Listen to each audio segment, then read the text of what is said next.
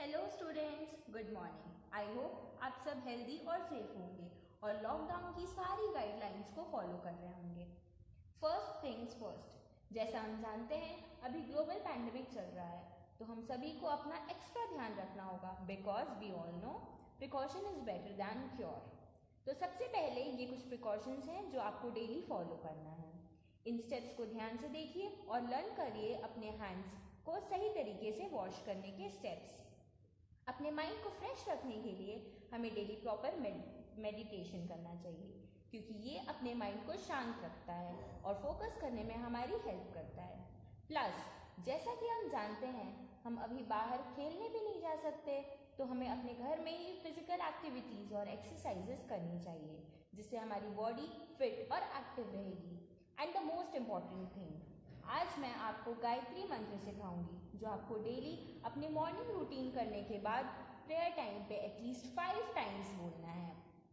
तो चलिए अपने हैंड्स जॉइन करिए और आइज क्लोज करके मेरे साथ बोलिए। ओम भूर्भुवः स्वः तत्सवितुर्वरेण्यं भर्गो देवस्य धीमहि धियो यो नः प्रचोदयात्। अब हम आज का अपना टॉपिक स्टार्ट करते हैं। तो चलिए बच्चों, आज हम इंग्लिश से स्टार्ट करेंगे, ठीक है? हेडिंग डालिए।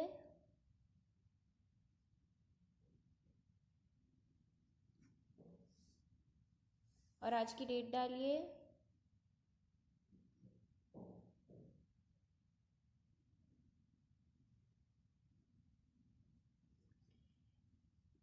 क्लास स्टार्ट करने से पहले मैं आप लोगों से बोलना चाहूँगी कि आप में से सिर्फ एक बच्चे ने मुझे होमवर्क सेंड किया है।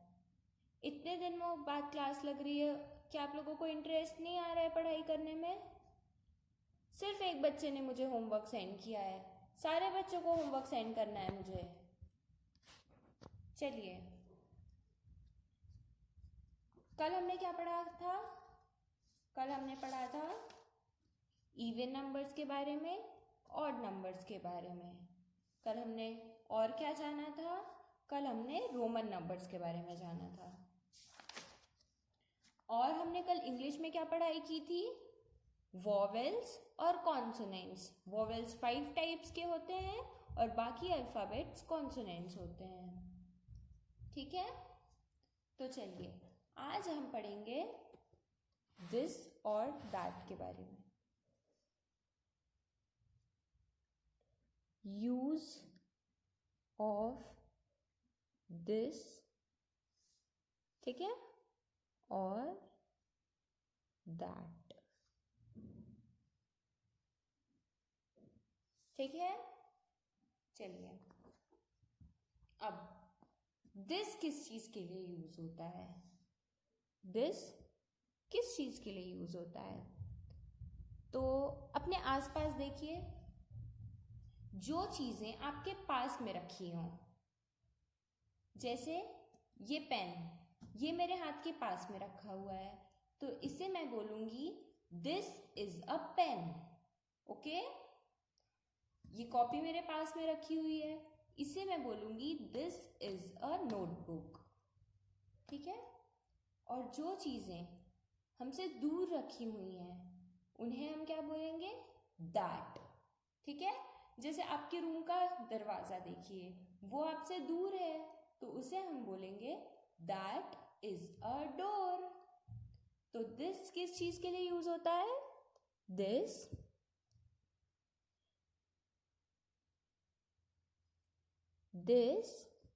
Is used for the person, मेरे साथ नोट करते रहिएगा बच्चों, पर्सन और thing that is close to the speaker. This किस चीज के लिए यूज होता है? This is used for the person or thing that is close to the speaker. ठीक है, जो इंसान बोल रहा है, जो व्यक्ति बोल रहा है, उसके कौन सी चीज, जो चीज उस व्यक्ति के पास में है, उसके लिए हम दिस यूज करेंगे। ये हम किसी इंसान के लिए भी यूज कर सकते हैं और किसी सामान के लिए भी यूज करते हैं, है ना। यूज फॉर द पर्सन और थिंग। ठीक है, फॉर एग्जाम्पल लेंगे।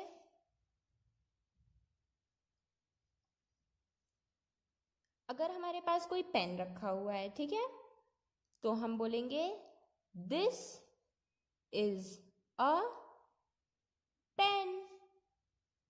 ठीक है,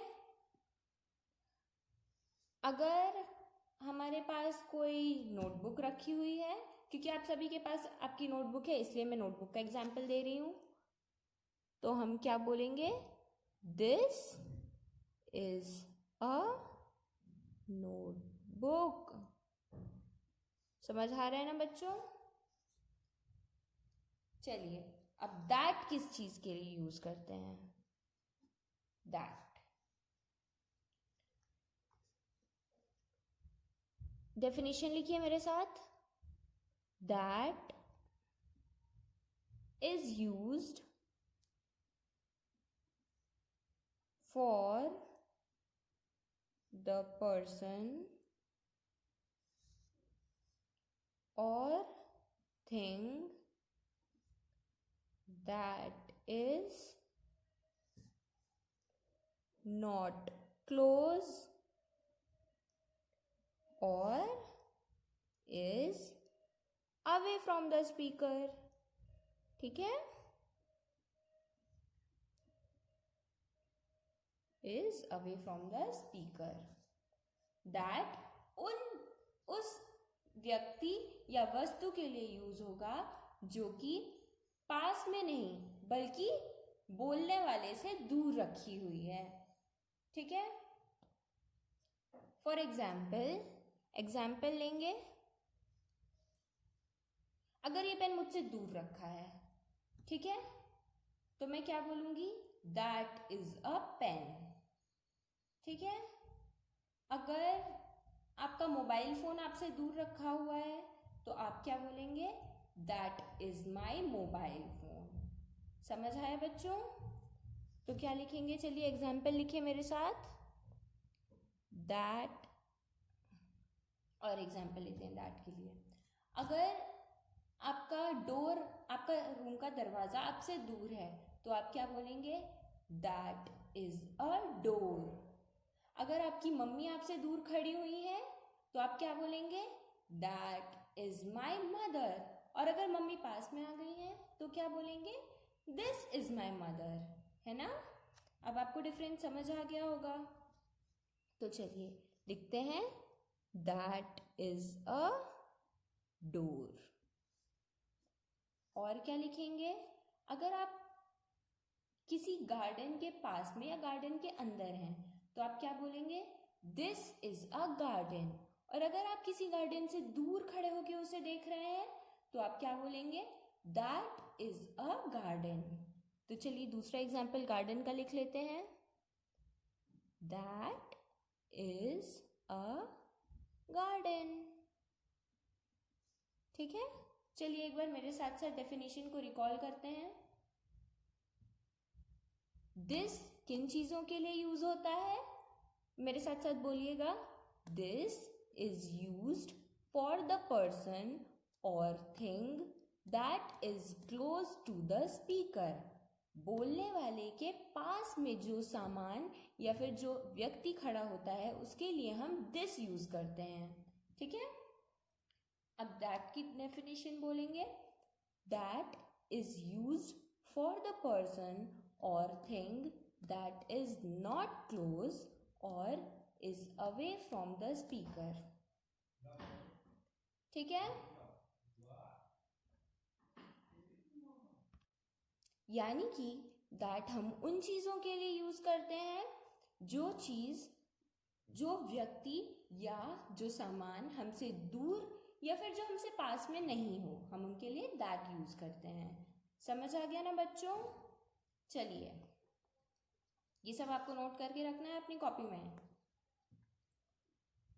चलिए, अब आपका इस टॉपिक का होमवर्क क्या है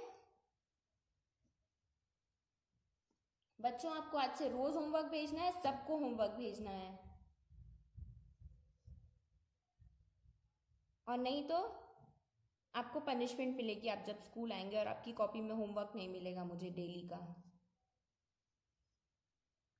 चलिए, होमवर्क क्या है आपका?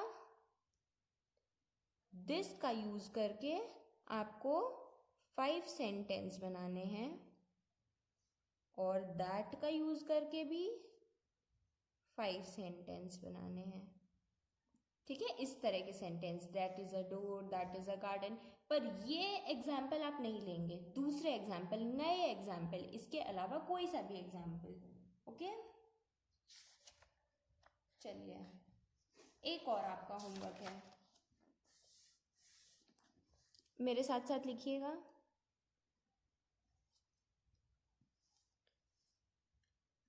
फर्स्ट सेंटेंस, दिस और दैट इज अ डॉल। ठीक है, अब ये कोई इंसान खड़ा हुआ है, इसके हाथ में ये डॉल है। ठीक है, इसके पास में ये डॉल है। अब इसके लिए क्या यूज करेंगे? आपको टिक करना है जो भी आंसर होगा। ठीक है, सेकेंड क्वेश्चन,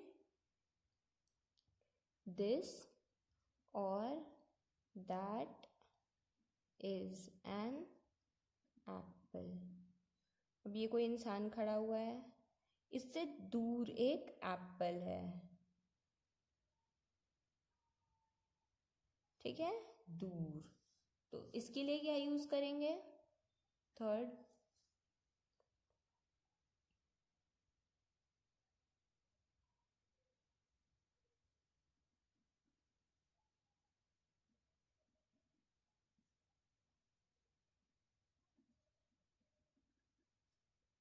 दैट और दिस इज माई बॉल। ये कोई बच्चा खड़ा हुआ है और यहाँ पे उसकी बॉल है। ठीक है, इसके लिए क्या यूज करेंगे? और फोर्थ,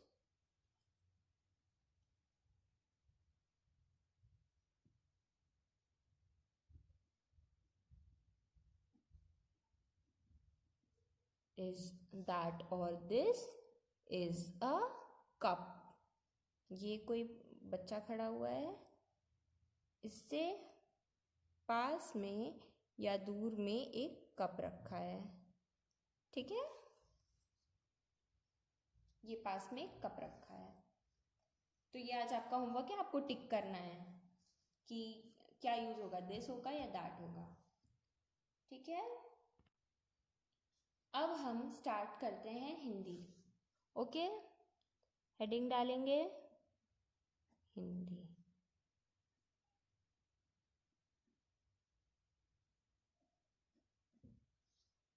ठीक है, तो आज हम क्या पढ़ेंगे?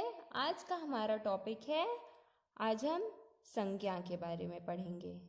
क्या पढ़ेंगे? संज्ञा। संज्ञा किसे कहते हैं? चलिए लिखिए मेरे साथ, संज्ञा किसे कहते हैं?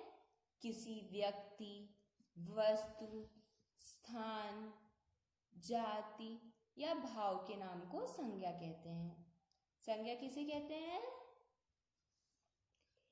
मेरे साथ साथ लिखिए, किसी व्यक्ति, वस्तु, स्थान, जाति व भाव के नाम को संज्ञा कहते हैं।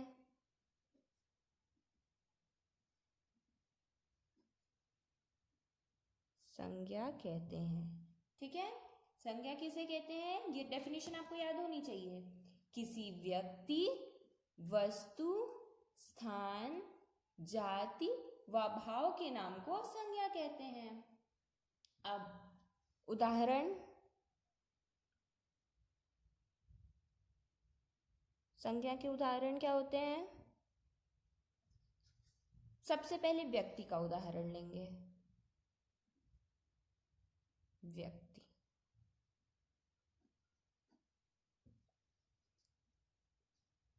व्यक्ति मतलब व्यक्तियों के नाम। किसी व्यक्ति, वस्तु, स्थान, जाति व भाव के नाम को संज्ञा कहते हैं। किसी भी चीज का नाम, जैसे हम आज ताजमहल घूमने गए थे। हम आज कहाँ घूमने गए थे?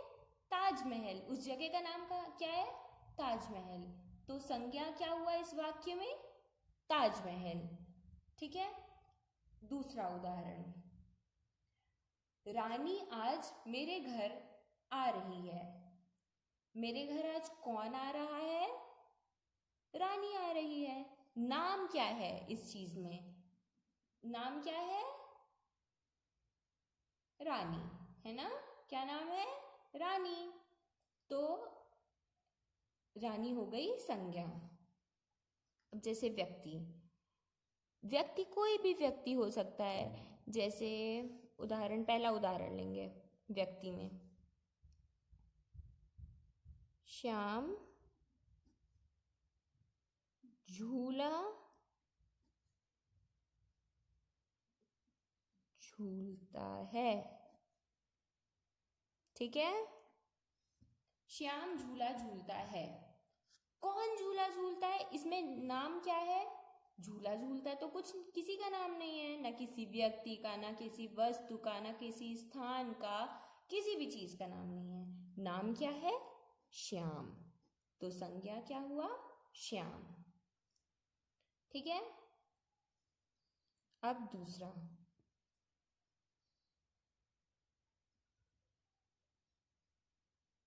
राधा गाना गाती है। ठीक है। तो अब इसमें संज्ञा क्या हुआ, आप बताइए? गाना गाती है, ये संज्ञा है क्या? नहीं ना। संज्ञा क्या है? राधा, क्योंकि नाम क्या है? राधा। गाना गाती है तो कोई नाम नहीं है, न किसी व्यक्ति का, न किसी वस्तु का, न किसी स्थान का, न किसी जाति का और न ही किसी भाव का। ठीक है। चलिए अब स्थान का उदाहरण, किसी स्थान का उदाहरण लेंगे हम। अब स्थान का पहला उदाहरण,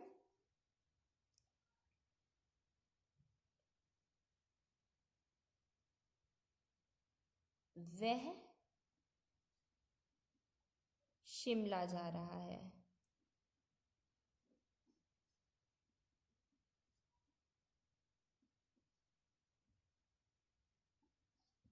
अब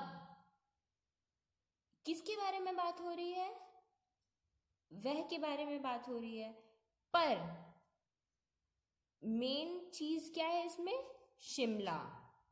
शिमला के बारे में बात हो रही है ना? फोकस किस में है? शिमला। वह तो किसी के बारे में नहीं बता रहे हैं हम, है ना? वह कोई भी हो सकता है। मेन चीज क्या है इसमें? शिमला। तो इसमें संज्ञा क्या हुआ? शिमला, है ना? चलिए दूसरा एग्जाम्पल लेंगे, दूसरा उदाहरण लेंगे हम।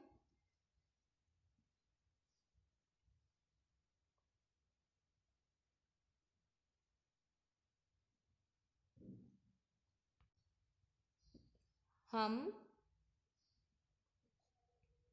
स्कूल जाते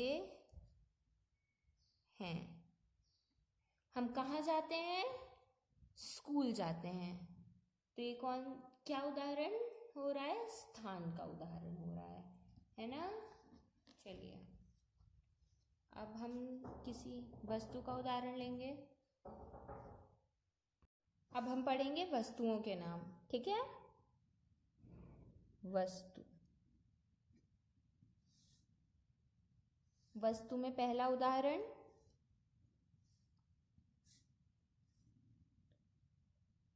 यहाँ पेड़ पौधे हैं। यहाँ पे किस चीज के बारे में बात हो रही है? पेड़ पौधों के बारे में। तो संज्ञा क्या हुआ? पेड़ पौधे। सेकेंड, ये क्योंकि नाम है किसी वस्तु का, है ना, इसके बारे में बात हो रही है। दूसरा,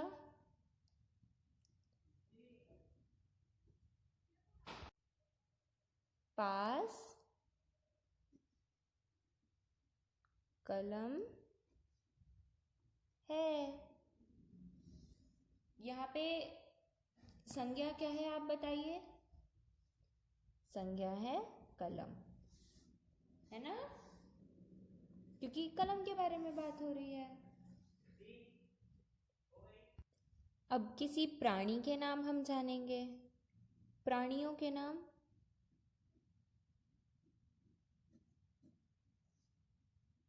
जैसे यहाँ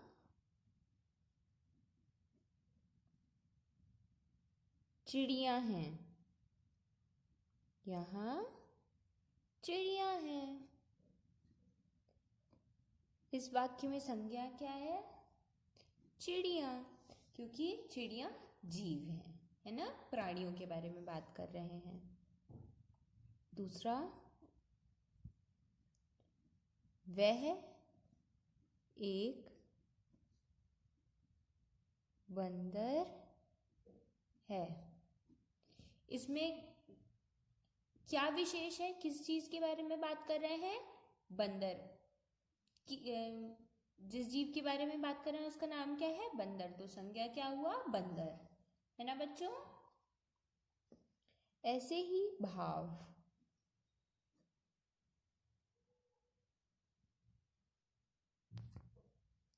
ठीक है। भाव क्या क्या होते हैं?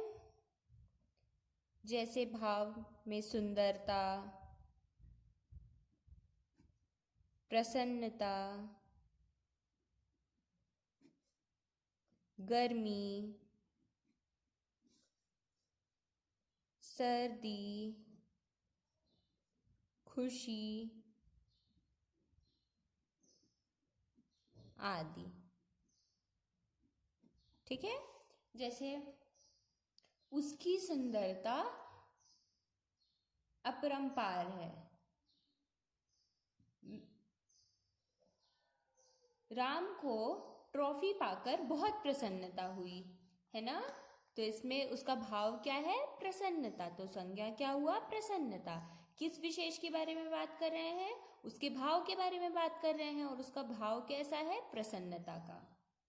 आज बहुत गर्मी है, उसमें भाव क्या है? गर्मी। तो संज्ञा क्या हुआ? गर्मी, ठीक है बच्चों। अब हम बात करेंगे आज थोड़े जनरल नॉलेज की, ठीक है। आपका हिंदी का होमवर्क क्या है? आपको स्थान, व्यक्ति, वस्तु,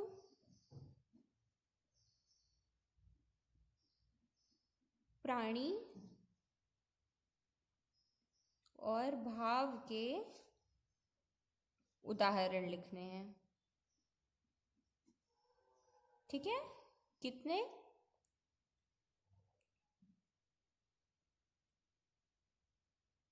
5 उदाहरण, शब्दों में, वाक्य नहीं लिखना है, शब्द लिखने हैं, ठीक है। 5 शब्द, ठीक है। 5 शब्द, स्थानवाचक 5 शब्द, व्यक्तिवाचक 5 शब्द, वस्तु के 5 शब्द, प्राणी के 5 शब्द, भाव के 5 शब्द, ठीक है बच्चों। स्थान, व्यक्ति, वस्तु, प्राणी, भाव के उदाहरण लिखने हैं। चलिए हेडिंग डालिए, जनरल नॉलेज। आज हम थोड़े जनरल नॉलेज के बारे में जानेंगे, है ना। हमारे आसपास क्या चल रहा है, कैसा चल रहा है, क्या कैसा होता है, ये सब, है ना बच्चों। चलिए, तो आप ये तो जानते ही हैं कि हमारे आसपास बहुत तरह के एनिमल्स पाए जाते हैं। तरह तरह के animals, sea animals, flying animals, water animals, land animals, है ना बच्चों। पर इन एनिमल्स में कुछ एनिमल्स स्पेशल होते हैं। स्पेशल मतलब कुछ एनिमल्स की ऐसी प्रॉपर्टीज होती हैं जो उनके अलावा किसी एनिमल के पास नहीं होती हैं। तो चलिए, सबसे पहले हम जानेंगे tallest bird in the world. मेरे साथ साथ लिखिए, tallest bird in the world. Tallest bird in the world कौन सा है? ऑस्ट्रिच। ऑस्ट्रिच दुनिया का सबसे लंबा बर्ड है ना। Second, most dangerous fish.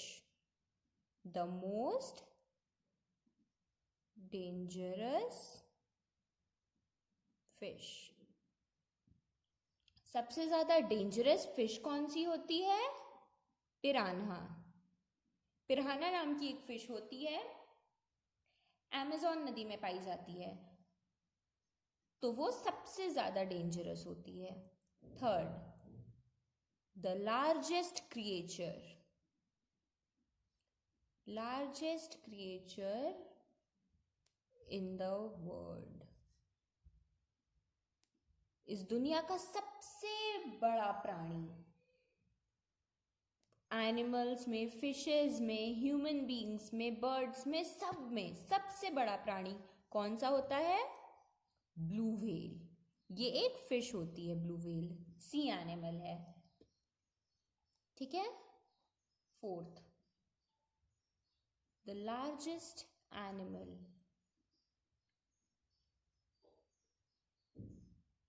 In India. अपने देश में, इंडिया में सबसे लार्जेस्ट एनिमल, सबसे बड़ा एनिमल कौन सा होता है? एलिफेंट, हाथी, है ना।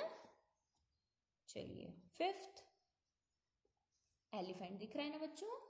The largest creature in the world is blue whale. The largest animal in India is elephant. अब fifth, longest snake. The longest snake in the world। दुनिया का सबसे बड़ा सांप। दुनिया का सबसे बड़ा सांप कौन सा होता है? पाइथन। पाइथन नाम का एक सांप होता है जो कि दुनिया का सबसे बड़ा सांप होता है।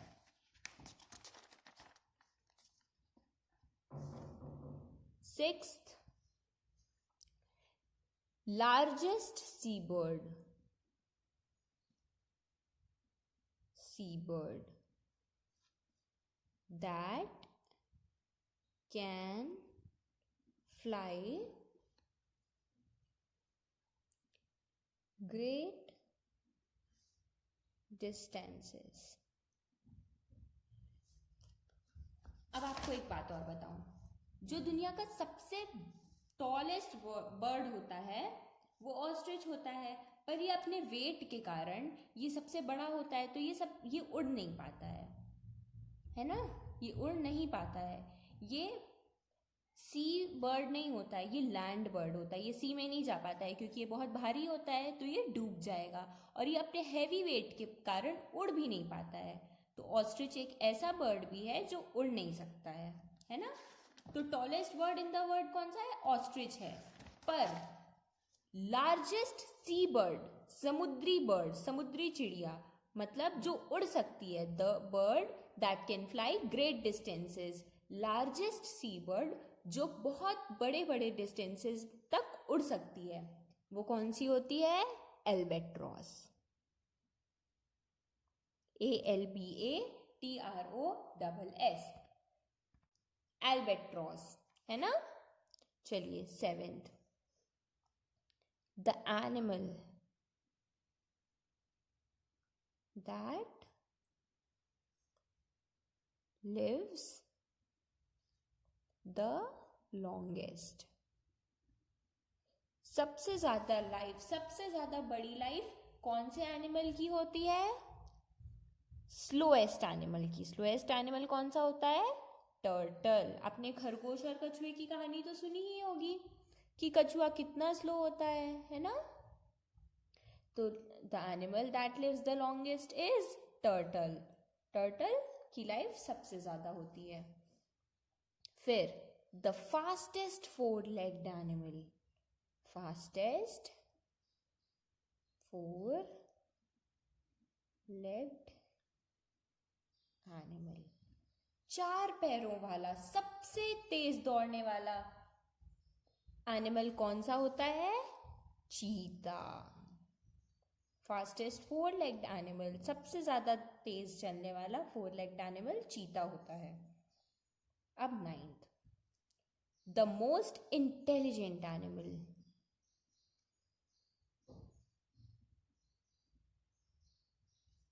द मोस्ट इंटेलिजेंट एनिमल, सबसे ज्यादा होशियार एनिमल कौन सा होता है? चिंपैंजी। चिंपैंजी, चिंपैंजी के बारे में तो आप जानते ही होंगे।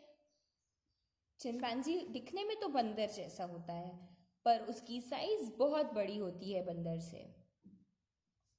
Now 10th, the wild creature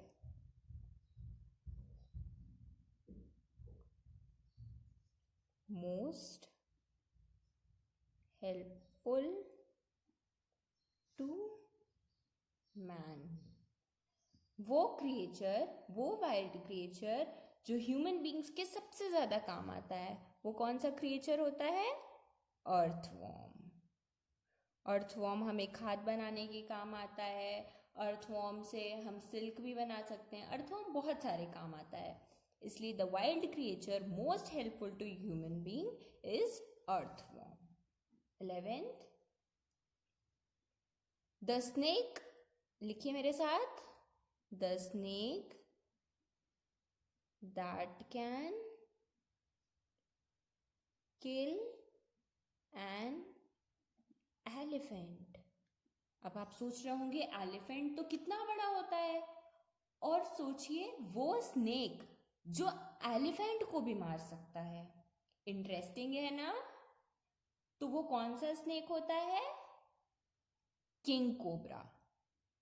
king cobra, yes बच्चों, किंग कोबरा एक एलिफेंट को भी मार सकता है ना? चलिए अब 12th, द फास्टेस्ट फिश। सबसे तेज फिश, उसकी स्पीड बहुत तेज होती है। The fastest fish is black sailfish. Black sail fish, SAILFISH, sailfish. मेरे साथ साथ लिखते रहिएगा बच्चों। द फास्टेस्ट बर्ड, सबसे ज्यादा तेज उड़ने वाला बर्ड, जिस बर्ड की स्पीड सबसे ज्यादा होती है, वो बर्ड कौन सा होता है? स्विफ्ट। उस बर्ड का नाम क्या होता है? Swift, SWIFT, Swift. 14th, the creature that can lay the largest number of eggs।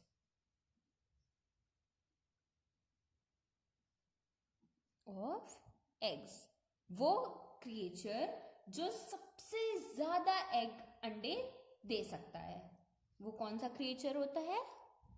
Oyster. ठीक है? Now 15th one, the bird that can fly backward।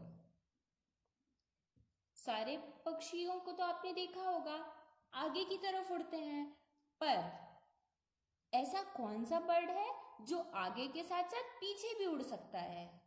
हाँ बच्चों, वो पीछे भी उड़ सकता है। ऐसा कौन सा बर्ड होता है? Humming bird. हमिंग बर्ड बहुत छोटी सी चिड़िया होती है और वो आगे के साथ साथ पीछे भी उड़ सकती है। इंटरेस्टिंग था ना ये सब? चलिए अब मेरे साथ रिपीट करिए। आपका होमवर्क ये है कि आपको ये सब याद होना चाहिए और आपकी कॉपी में ये सब लिखा भी होना चाहिए। 5 टाइम्स आप लोग इसे रीड करेंगे और याद करेंगे, ठीक है? इसकी फोटो खींच के मुझे भेजिएगा, आप सबके पास ये लिखा होना चाहिए। चलिए अब एक बार मेरे साथ साथ रिपीट करिए। Tallest bird in the world. The tallest bird in the world is ostrich. Tallest bird कौन सा है? Ostrich. The most dangerous fish is piranha. The largest creature in the world is blue whale. The largest animal in India is elephant. The largest snake in the world is python. The largest seabird that can fly great distances is albatross. The animal that lives the longest is turtle. The fastest four-legged animal is cheetah. The most intelligent animal is chimpanzee. The wild creature most helpful to human being is earthworm. ठीक है? The snake that can kill an elephant is king cobra. The fastest fish is black sailfish. The fastest bird is swift bird. The creature that can lay the largest number of eggs is oyster. The bird that can fly backwards is hummingbird. ठीक है? ये आपका लिखा होना चाहिए। हिंदी का homework क्या है? आपको स्थान, व्यक्ति, वस्तु, प्राणी, भाव के उदाहरण लिखने हैं, 5 शब्द। इंग्लिश का उदाहरण ये है, इंग्लिश का होमवर्क ये है। आपको टिक करके बताना है मुझे सेंटेंस में, और दिस से रिलेटेड 5 सेंटेंस लिखने हैं और दैट से रिलेटेड 5 सेंटेंस लिखने हैं। ओके बच्चों, कल का होमवर्क किसी ने नहीं किया था सिवाय एक बच्चे के। सिर्फ एक बच्चे ने होमवर्क दिया था मुझे। आज सारे बच्चों के होमवर्क आने चाहिए, क्योंकि होमवर्क मिलना कंपलसरी है। जिस बच्चे का मेरे पास होमवर्क आएगा, मुझे तभी तो पता चलेगा ना कि कौन से बच्चे ने क्लास अटेंड की है। नहीं तो मुझे कैसे पता चलेगा किसने क्लास अटेंड की है? तो जिस बच्चे का मेरे पास होमवर्क आएगा, अटेंडेंस उसी बच्चे की लगेगी सिर्फ, बाकी बच्चों की अटेंडेंस नहीं लगेगी। ठीक है? अटेंडेंस जरूरी है ना एग्जाम के लिए, नहीं तो एग्जाम में बैठने को नहीं मिलेगा। ठीक है? तो इसीलिए होमवर्क सारे बच्चों को करना है, नहीं तो अटेंडेंस नहीं बनेगी। चलिए ठीक है, आज की क्लास यहीं पे ख़त्म करते हैं। आप लोग सेफ रहिएगा और हेल्दी रहिएगा। थैंक यू बच्चों, कल मिलते हैं।